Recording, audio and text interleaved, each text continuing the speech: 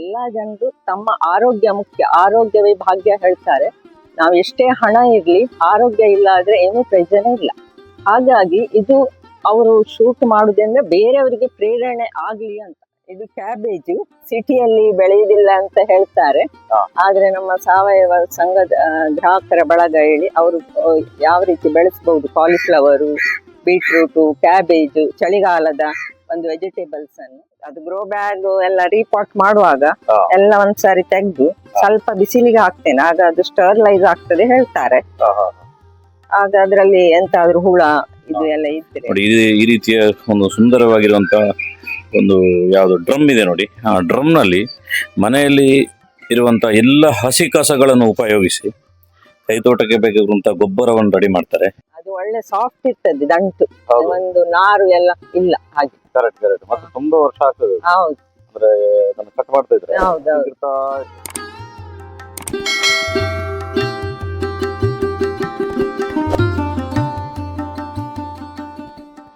ಸಂಪೂರ್ಣ ಸಹಜ ಕೃಷಿ ಯೂಟ್ಯೂಬ್ ಚಾನಲ್ನ ಎಲ್ಲ ವೀಕ್ಷಕರಿಗೂ ನಮಸ್ಕಾರ.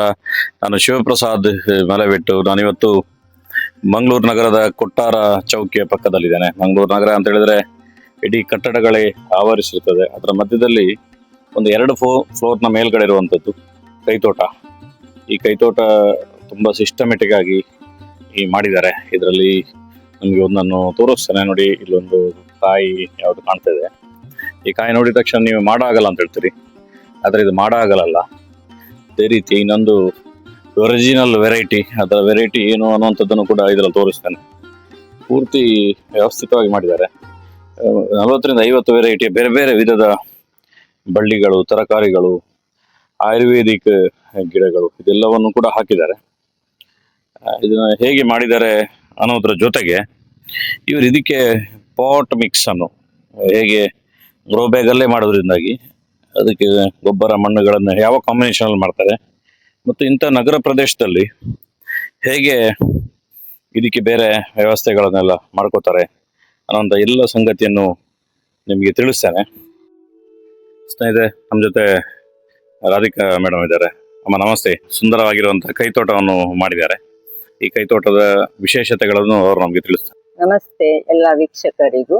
ನಾನು ರಾಧಿಕಾ ಶೆಣೈ. ಕಾಡು ಕಂಚಲ ಹೇಳ್ತಾರೆ. ಇದ್ರದ್ದು ಹಳದಿ ಹೂ ಇದ್ರ ಈಗ ಹೊರಗೆ ಮಾರ್ಕೆಟ್ ಅಲ್ಲೆಲ್ಲ ಸಿಗ್ತದೆ. ಅದು ಕೃಷಿ ವಿಜ್ಞಾನ ಅವರು ಕೇಂದ್ರದವರು ಮಾಡಿದ್ದು ಸುಧಾರಿತ ತಳಿ. ಅದರದ್ದು ಬಿಳಿ ಹೂ ಇರ್ತದೆ. ಇದನ್ನು ಪರಾಗಸ್ಪರ್ಶ ಮಾಡ್ಬೇಕು. ಇದನ್ನು ನಾನು ಬೊಂಬಾಯಿಯಲ್ಲಿ ಹೋಗುವಾಗ ಅಲ್ಲಿ ಹಳ್ಳಿಯಲ್ಲಿ ಸಿಗ್ತದೆ. ಅದನ್ನು ತಂದು ಹಣ್ಣು ತಂದು ಬೀಜ ಹಾಕಿ ಮಾಡಿ. ಇದರಲ್ಲಿ ಹೆಣ್ಣು ಹೂ ಗಂಡು ಹೂ ಇರ್ತದೆ. ಈಗ ಜೇನು ನೋಡ ಇದೆಲ್ಲ ಕಡಿಮೆ ಇರೋದ್ರಿಂದ ಪರಾಗಸ್ಪರ್ಶ ಆಗುದಿಲ್ಲ. ನಾವೇ ಮ್ಯಾನ್ಯಲ್ ಆಗಿ ಮಾಡ್ಬೇಕಾಗ್ತದೆ. ತುಂಬಾ ಸಣ್ಣದಾಗಿರ್ತದೆ, ಸಣ್ಣ ತೊಂಡೆಕಾಯಿಗಿಂತ ಸಣ್ಣ. ಇದು ನಾನು ನಗರದಲ್ಲಿ ಫಸ್ಟ್ ಟೈಮ್ ನೋಡ್ತಾ ಇರೋದು. ಯಾಕಂದ್ರೆ ನಮ್ಮ ಊರ್ ಕಡೆ ಕಾಡಿನೊಳಗಡೆ ಹೋದಾಗ ನ್ಯಾಚುರಲ್ ಆಗಿ ಇದು ಆಗ್ತಾ ಇರ್ತದೆ. ಕಾಡು ಕಂಚಲ ಅಂತ ಹೇಳುವಂಥದ್ದು ತುಂಬಾ ಚೆನ್ನಾಗಿ ಇದನ್ನು ಬೆಳೆಸಿದ್ದಾರೆ. ಎಷ್ಟು ಗಿಡ ಇದೆ ಇದರಲ್ಲಿ? ಇದರಲ್ಲಿ 1-2-3 ಗಿಡ ಉಂಟು. ಇದು ಸಿಹಿಗುಂಬಳಕಾಯಿ. ಇದು ಕದ್ರಿ ಪಾರ್ಕ್ ಅಲ್ಲಿ ಗಿಡಗಳನ್ನೆಲ್ಲ ಕೊಡ್ತಾರೆ ಗಣರಾಜ್ಯೋತ್ಸವದಲ್ಲಿ. ಆಗ ಅಲ್ಲಿಂದ ತಂದು ಹಾಕಿದ್ದು. ಇದನ್ನು ನೀವು ಪರಾಗಸ್ಪರ್ಶ ಎಲ್ಲ ಮಾಡ್ಬೇಕಾಗತ್ತಾ? ಪರಾಗಸ್ಪರ್ಶ ಮಾಡ್ಬೇಕಾಗ್ತದೆ. ಎಷ್ಟಾಗಿದೆ ಈ ಬಾರಿ? ಈ ಬಾರಿ ಒಂದೇ ಆಗಿದೆ. ಇದು ಪಡವಲ, ಅಲ್ಲಿ ಮಾಡ ಹಾಗಲ ಕಾಡು ವೆರೈಟಿ ಇದು. ಹಾಗೆ ಇಲ್ಲಿ ಗುಂಬಳಕಾಯಿ, ಹಾಗಲಕಾಯಿ, ಅಳಸಂಡೆ, ಮತ್ತೆ ಇಲ್ಲಿ ಚೀನಿ ಗುಂಬಳ. ಹೀಗೆ 4-5 ವೆರೈಟಿಯ ಗಿಡವನ್ನು ಒಂದೇ ಇಂತ ವೈರ್ ನೆಟ್ ಸಿಗ್ತದೆ. ಅದೆಲ್ಲ ಹಾಕಿದ್ರೆ ಆಗಾಗ ಚೇಂಜ್ ಮಾಡ್ಬೇಕಾಗಿಲ್ಲ. ಒಂದೇ ಸರಿ ಎಲ್ಲಾ ಬಳ್ಳಿಗಳನ್ನು ಒಂದೇ ನೆಟ್ ಮೇಲೆ ಬಿಡ್ಬೋದು. ಇದು ಕ್ಯಾಬೇಜ್ ಸಿಟಿಯಲ್ಲಿ ಬೆಳೆಯುವುದಿಲ್ಲ ಅಂತ ಹೇಳ್ತಾರೆ, ಆದ್ರೆ ನಮ್ಮ ಸಾವಯವ ಸಂಘದ ಗ್ರಾಹಕರ ಬಳಗ ಹೇಳಿ ಅವರು ಯಾವ ರೀತಿ ಬೆಳೆಸಬಹುದು. ಕಾಲಿಫ್ಲವರು, ಬೀಟ್ರೂಟು, ಕ್ಯಾಬೇಜ್, ಚಳಿಗಾಲದ ಒಂದು ವೆಜಿಟೇಬಲ್ಸ್ ಅನ್ನು ಈಗ ನಾನು ಲಾಸ್ಟ್ ಇಯರ್ ಇಂದ ಬೆಳೆಸ್ತಾ ಇದ್ದೇನೆ. ಲಾಸ್ಟ್ ಇಯರ್ ಕಾಲಿಫ್ಲವರ್ ತುಂಬಾ ಆಗಿತ್ತು, ಕ್ಯಾಬೇಜ್ ತುಂಬಾ ಆಗಿತ್ತು. ಈ ಸಾರಿ ಸ್ವಲ್ಪ ಮಳೆ ನವೆಂಬರ್-ಡಿಸೆಂಬರ್ ತನಕ ಇರೋದ್ರಿಂದ ಸ್ವಲ್ಪ ಬೆಳೆಸುವ ಲೇಟ್ ಆಯ್ತು. ಆಲ್ರೆಡಿ ನಾನು 4-5 ಕ್ಯಾಬೇಜ್ ತೆಗ್ದಿದ್ದೇನೆ. ಈಗ ಒಂದು 3 ಇನ್ನು ಉಳಿದಿದೆ. ಈಗ ಸಾವಯವ ಕೃಷಿ ಗ್ರಾಹಕರ ಬಳಗದವರು ಈ ರೀತಿ ಈಗ ಹೊಸಬ್ರು ಯಾರಾದ್ರೂ ಈಗ ಮಂಗಳೂರು ಸಿಟಿಯಲ್ಲಿ ಈ ರೀತಿ ವಿಡಿಯೋ ನೋಡೋರು ತರಬೇತಿಗಳನ್ನು ಕೊಡ್ತಾರಾ? ಅವರದ್ದು ಆಗಾಗ ತರಬೇತಿಗಳಿರ್ತಾರೆ, ಅವ್ರು ಬಂದು ಬೇಕಾದ್ರೆ ಹೇಳ್ತಾರೆ. ಅಲ್ಲಿ ಅವರು ಸೆಮಿನಾರ್ ಟೈಪ್ ಹೇಳ್ತಾರೆ, ಆ ಟೈಪ್ ಎಲ್ಲ ಮಾಡ್ತಾ ಇರ್ತಾರೆ. ನಾನು ಅವರಿಂದಲೇ ಪ್ರೇರಿತಳಾಗಿ ಹೀಗೆ ಮಾಡ್ಲಿಕ್ಕೆ ಸ್ಟಾರ್ಟ್ ಮಾಡಿದ್ದು. ವೆಜಿಟೇಬಲ್ಸ್ ಇದು ಟೊಮೆಟೊ ಅಂದ್ರೆ ಒಂದ್ 4-5 ಗಿಡ ಹಾಕಿದ್ರೆ ಒಂದು ಫ್ಯಾಮಿಲಿಗೆ ಸಾಕಾಗ್ತದೆ. ಈಗ ಒಂದ್ಸರಿ ಆಯ್ತು ನಂದು ಟೊಮೆಟೊ, ಈಗ ಇನ್ನು ಹೂವೆಲ್ಲ ಬಿಟ್ಟಿದೆ. ಇದು ಮೆಣಸಿನ ಗಿಡ ಒಂದ್ಸರಿ ತುಂಬಾ ಆಗಿದೆ, ಈಗ ಒಂದ್ಸರಿ ಟ್ರಿಮ್ ಮಾಡಿ ವಾಪಸ್ ಹೂವಾಗಿ ಸಣ್ಣ ಸಣ್ಣ ಮೆಣಸು ಕೂತ್ಕೊಳ್ತಾ ಇದೆ. ಇನ್ನು ಈಚೆ ಚಿಕ್ಕು ಲಿಂಬೆ ಹಣ್ಣು ಗಿಡ ಕೂಡ ನೆಟ್ಟಿದ್ದೇನೆ. ಒಂದು ಲಿಂಬೆ ಆಗಿದೆ ಈ ಸಾರಿ. ಇದು ಗ್ರೋ ಬ್ಯಾಗ್ ಅಲ್ಲಿ? ಹೌದು, ಎಲ್ಲ ಗ್ರೋ ಬ್ಯಾಗ್ ಅಲ್ಲೇ ಹಾಕಿದ್ದೇನೆ. ಇದು ಬೆಂಡೆಕಾಯಿ ಕೂಡ ಆಗಿದೆ. ಬಿಳಿ ಬೆಂಡೆ? ಬಿಳಿ ಬೆಂಡೆ. ಮಾವಿನ ಸಸಿ ಕೂಡ ಹಾಕಿದ್ದೇನೆ ಗ್ರೋ ಬ್ಯಾಗ್ ಅಲ್ಲಿ. ಹೌದು, ಅಲ್ಲೇ ಒಂದು ಸೂಪರ್ ಆಗಿರುವಂತಹ ಹರಿವೆ ಬೆಳೆದಿದೆ. ಅದು ಒಳ್ಳೆ ಸಾಫ್ಟ್ ಇರ್ತದೆ, ದಂಟು, ಒಂದು ನಾರು ಎಲ್ಲ ಇಲ್ಲ ಹಾಗೆ. ಕರೆಕ್ಟ್ ಮತ್ತೆ ತುಂಬಾ ವರ್ಷ ಆಗ್ತದೆ. ಹೌದು, ಅಂದ್ರೆ ಅದನ್ನ ಕಟ್ ಮಾಡ್ತಾ ಇದ್ರೆ ಇರ್ತದೆ. ಈ ಗಿಡ ತಾವು ನೋಡಿದೀರಾ ಇಲ್ವಾ ಗೊತ್ತಿಲ್ಲ, ಇಲ್ಲಿ ಅಪರೂಪ. ಇದು ಆಚೆ ನಾರ್ತ್ ಕರ್ನಾಟಕ, ಆಂಧ್ರದಲ್ಲಿ ಜಾಸ್ತಿ ಇದರ ಚಟ್ನಿ, ಹುಳಿ, ಬಸ್ಸಾರೆಲ್ಲ ಮಾಡ್ತಾರೆ. ಗುಂಗುರು ಸೊಪ್ಪು, ಪುಂಡಿ ಸೊಪ್ಪು ಅಂತ ಹೇಳ್ತಾರೆ. ಇದು ಸ್ವಲ್ಪ ಹುಳಿ ಇರ್ತದೆ. ಇದು ಬೇಯಿಸಿ ನೀರು ತೆಗೆದು ಮತ್ತೆ ಮಾಡ್ಬೇಕಾಗ್ತದೆ ಪಲ್ಯ ಎಲ್ಲ ಮಾಡುದಾದ್ರೆ. ನಾನು ಮೊನ್ನೆ ಸರೋಜ ಮನೆಗೆ ಹೋಗಿದ್ದೆ, ಅಲ್ಲಿ ಕೆಂಪಿದೆ, ಇದರಲ್ಲಿ ಎಲೆ ಪೂರ್ತಿ ಕೆಂಪಾಗುತ್ತೆ. ಇದು ಹಸಿರಲ್ಲ? ಹೌದೌದು. ಅದರ ಜೊತೆಗೆ ಸ್ನೇಹಿತರು ನೋಡಿ ಬದನೆಯನ್ನು ಕೂಡ ಹಾಕಿದ್ದಾರೆ ಇಲ್ಲಿ. ಹೌದು, ಬದನೆ 2 ಗಿಡ ಉಂಟು. ಒಂದ್ಸರಿ ಇದು ಟ್ರಿಮ್ ಮಾಡಿ ಈಗ ವಾಪಸ್ ಆಗ್ತಾ ಉಂಟು. ಅಂದ್ರೆ ನೀವು ಮನೆಗೆ ಎಷ್ಟು ಬೇಕು ಅಷ್ಟು ಹಾಕಿದೆ. ಇದು ಹಿಪ್ಪಲಿ ಹೇಳಿ ಪೆಪ್ಪರ್ ಜಾತಿಯ ಒಂದು ಪ್ರಭೇದ. ಇದು ಒಂದು ನಾನು ಇಲ್ಲಿ ನರ್ಸರಿ ಹೇಳುತ್ತಿದ್ದೆ, ಈಗ ಸಾವಯವ ಸಂತೆ ಇರ್ತದಲ್ಲ, ಅಲ್ಲಿಂದ ಗಿಡ ತಂದು ನೆಟ್ಟದ್ದು. ಈಗ ಸಣ್ಣ ಸಣ್ಣ ತುಂಬಾ ಆಗಿದೆ. ಹಾಗೆ ಇದು ಪೆಪ್ಪರು, ಇದು ಆಗ್ಲಿಕ್ಕಾಗ್ಲಿಲ್ಲ, ಇನ್ನು ಆಗ್ಬಹುದು. ಹಾಗೆ ಇಲ್ಲಿ ನಾನು ಗ್ರೀನ್ ನೆಟ್ ಹಾಕಿದ್ದೇನೆ, ಯಾಕಂದ್ರೆ ಇಲ್ಲಿ ಟ್ಯಾರೆಸ್ ಅಲ್ಲ, ತುಂಬಾ ಬಿಸಿಲಿರ್ತದೆ, ಗಿಡಗಳೆಲ್ಲ ಕಟ್ಟಿ ಹೋಗ್ತದೆ ಹೇಳಿ. ಇದರಿಂದ ಒಂದು 50% ಬಿಸಿಲು ಕಡಿಮೆ ಆಗ್ತದೆ. ಹಾಗೆ ಇದು ಗ್ರೋ ಬ್ಯಾಗ್ ಹೆಚ್ಚಿನದ್ದು ನಂದು. ಕೆಲವು ಪಾಟ್ಸ್ ಉಂಟು. ಇದನ್ನು ಸ್ಟ್ಯಾಂಡ್ ಮೇಲೆ ಇಟ್ಟಿದ್ದೇನೆ ನಾನು, ಅಂದ್ರೆ ನಿಂತ್ಕೊಂಡು ಕೆಲಸ ಮಾಡಬಹುದು ಹೇಳಿ ಅದನ್ನು ಹಾಗೆ ಮಾಡ್ಬೇಕು. ಸ್ವಲ್ಪ ಏಜ್ ಆದ್ಮೇಲೆ ನಮ್ಗೆ ಕಷ್ಟ ಆಗ್ತದೆ ಅದು ಮಲ್ಚಿಂಗ್ ಎಲ್ಲ ಮಾಡ್ಲಿಕ್ಕೆ ಎಲ್ಲ, ಹಾಗಾಗಿ ಹಾಗೆ ಮಾಡಿದ್ದೇನೆ. ನಗರ ಪ್ರದೇಶದ 2 ಮಹಡಿಯ ಮೇಲ್ಗಡೆ ಕೂಡ ಇಷ್ಟು ಸುಂದರವಾಗಿರುವಂತಹ ಕೈ ತೋಟವನ್ನು ಮಾಡಬಹುದು ಅನ್ನುವಂಥದ್ದನ್ನು ರಾಧಿಕಾ ಅಕ್ಕ ತೋರಿಸಿದ್ದಾರೆ. ತುಂಬಾ ಚೆನ್ನಾಗಿದೆ ಇದು. ಇದರಲ್ಲಿ ಮುಖ್ಯವಾಗಿ ಇದನ್ನು ಮಾಡಬೇಕು ಅಂತ ಹೇಳಿದ್ರೆ ನೀವು ಒಂದು ಡಿಸಿಷನ್ ತಗೋಬಹುದು. ಇದನ್ನು ಮಾಡ್ಲಿಕ್ಕೋಸ್ಕರ ಒಂದು ಸಣ್ಣ ಪ್ರಮಾಣದಲ್ಲಿ ಪ್ರಾರಂಭ ಮಾಡಿದರೆ ತುಂಬಾ ಚೆನ್ನಾಗಾಗತ್ತೆ. ಅದಕ್ಕೆ ಮುಖ್ಯವಾಗಿ ಬೇಕಾಗಿರುವಂಥದ್ದು ಪಾಟ್ ಮಿಕ್ಸ್, ಅಂದ್ರೆ ಈ ರೀತಿ ಗ್ರೋ ಬ್ಯಾಗ್ಗಳಿಗೆ ಏನನ್ನು ತುಂಬಿಸ್ತಾರೆ ಅನ್ನುವಂಥದ್ದು ಭಾರಿ ಮುಖ್ಯ. ಆ ಕಾರಣಕ್ಕೋಸ್ಕರ ಗ್ರೋ ಬ್ಯಾಗ್ಗೆ ಏನೇನನ್ನು ತುಂಬಿಸ್ಬೋದು ಮತ್ತು ಅವರು ಯಾವ ಮೆಥಡ್ ಅಲ್ಲಿ ಮಾಡ್ತಾರೆ ಅನ್ನುವಂಥ ಮಾಹಿತಿಯನ್ನು ಅವ್ರು ನಮ್ಗೆ ಕೊಡ್ತಾರೆ. ಪಾಟ್ ಮಿಕ್ಸ್ ಮಾಡಲಿಕ್ಕೆ ಮಣ್ಣು, ಹೊಯ್ಗೆ, ಗೊಬ್ಬರ ಹಾಗೂ ಸ್ವಲ್ಪ ಅರಿಶಿನ ಪುಡಿ, ಪೆಪ್ಪರ್ ಪುಡಿ, ಸುಣ್ಣ, ಕೈಬೇವಿನ ಹಿಂಡಿ, ಮತ್ತೆ ಹರಳಿ ಹಿಂಡಿ, ಮತ್ತೆ ನೆಲಗಡ್ಲೆ ಹಿಂಡಿ, ಹೀಗೆ ಸ್ವಲ್ಪ ಸ್ವಲ್ಪ ಪ್ರಮಾಣದಲ್ಲಿ ಹಾಕಿ ಮಿಕ್ಸ್ ಮಾಡಿ ಗ್ರೋ ಬ್ಯಾಗಿಗೆ ಹಾಕಿದ್ರೆ ಗಿಡಗಳು ಚೆನ್ನಾಗಿ ಬೆಳೀತದೆ. ಈಗ ನೀವು ಪೆಪ್ಪರ್ ಹುಡಿ, ಅರಶಿನ ಹುಡಿ, ಖಾರದ ಹುಡಿ ಅಂತ ಹೇಳಿದ್ರಲ್ಲ, ಅದೇನಕ್ಕೆ? ಅದು ಅಲ್ಲ, ಅಂದ್ರೆ ಅದು ನಾನು ಒಂದು ಚಾನಲ್ ಅಲ್ಲಿ ನೋಡಿದ್ದು ಹಿಂದಿದು. ಅವ್ರು ಹೇಳಿದ್ರು ಅದು ಫಂಗಸ್ ಎಲ್ಲ ಬಾರದಿದ್ದಾಗೆ ಸ್ವಲ್ಪ ಪೆಪ್ಪರ್ ಹುಡಿ ಮತ್ತೆ ಸ್ವಲ್ಪ ಅರಿಶಿನ ಹಾಕಿ ಹೇಳಿತ್ತು. ಆಗ ನಾನು ಅದು ಸ್ಟಾರ್ಟ್ ಮಾಡಿದ್ದು. ರಿಸಲ್ಟ್ ಬಂದಿದೆ. ಅರಿಶಿನ ಕೂಡ ನಾನು ಹೆಚ್ಚು ಅದನ್ನು ಉಪಯೋಗಿಸ್ತೇನೆ. ಬೇಕಾದಷ್ಟು ನನ್ನಲ್ಲಿ ನಮ್ಗೆ ಬೇಕಾದಷ್ಟು ಅರಿಶಿನ ಪುಡಿ ಮಾಡ್ತೇನೆ ನಾನು. ಕರೆಕ್ಟ್. ಅಂದ್ರೆ ರೈತರಿಗೆ ಅತ್ಯಂತ ಸುಲಭವಾಗಿ ಮಾಡುವಂತ ಒಂದು ವೈರಲ್ ಆಗುವಂತ ಒಂದು ಗೊಬ್ಬರ. ಈ ರೀತಿ ಎಲ್ಲ ಒಣಗಿಸಿ ಟೀಲಿ ಮಾಡಿ ರೆಡಿ ಮಾಡಿದ್ರಲ್ಲ. ಹೌದೌದು, ಅದು ಗ್ರೋ ಬ್ಯಾಗ್ ಎಲ್ಲ ರೀಪಾಟ್ ಮಾಡುವಾಗ ಎಲ್ಲ ಒಂದ್ಸಾರಿ ತೆಗೆದು ಸ್ವಲ್ಪ ಬಿಸಿಲಿಗೆ ಹಾಕ್ತೇನೆ, ಆಗ ಅದು ಸ್ಟರ್ಲೈಸ್ ಆಗ್ತದೆ ಹೇಳ್ತಾರೆ. ಆಗ ಅದ್ರಲ್ಲಿ ಎಂತಾದ್ರೂ ಹುಳ ಇದು ಎಲ್ಲ ಇದ್ರೆ, ಗಿಡಕ್ಕೆ ಏನಾದ್ರೂ ಕೆಟ್ಟದ್ ಮಾಡುದು ಅಂತ ಹುಳಗಳಿದ್ರೆ ಸಾಯಿತ್ತು, ವಾಪಸ್ ಮತ್ತೆ ಅದು ಬ್ಯಾಗ್ ಎಲ್ಲ ತೊಳೆದು ವಾಪಸ್ ಫ್ರೆಶ್ ಆಗಿ ಹಾಕ್ತೇನೆ. ಸ್ನೇಹಿತರೆ, ನಗರ ಪ್ರದೇಶದಲ್ಲಿ ಇರ್ಬೋದು, ಹಳ್ಳಿಯಲ್ಲಿ, ಜಗತ್ತಿನ ಯಾವುದೇ ಮೂಲೆಯಲ್ಲಿ ಕಸದ ಸಮಸ್ಯೆ ಭಾರಿ ದೊಡ್ಡ ಸಮಸ್ಯೆ.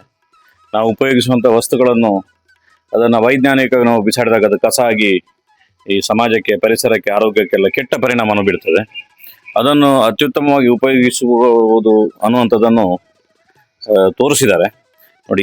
ಈ ರೀತಿಯ ಒಂದು ಸುಂದರವಾಗಿರುವಂಥ ಒಂದು ಯಾವುದು ಡ್ರಮ್ ಇದೆ ನೋಡಿ. ಆ ಡ್ರಮ್ನಲ್ಲಿ ಮನೆಯಲ್ಲಿ ಇರುವಂಥ ಎಲ್ಲ ಹಸಿ ಕಸಗಳನ್ನು ಉಪಯೋಗಿಸಿ ಕೈತೋಟಕ್ಕೆ ಬೇಕಾಗುವಂಥ ಗೊಬ್ಬರವನ್ನು ರೆಡಿ ಮಾಡ್ತಾರೆ. ಇದನ್ನು ಎಲ್ಲಿ ಕಲ್ತರು ಮತ್ತು ಇದರ ನಿಜವಾದ ವಿಧಾನ ಹೇಗೆ ಅನ್ನುವಂಥದ್ದನ್ನು ಅವರು ತಿಳಿಸ್ತಾರೆ.